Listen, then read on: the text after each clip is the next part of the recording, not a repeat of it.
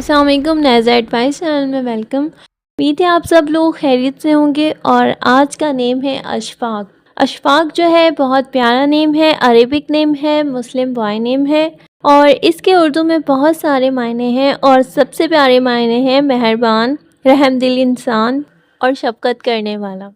यानी कि अशफाक नेम है और इसके मायने हैं मेहरबान, रहमदिल इंसान और शफ़क़त करने वाला।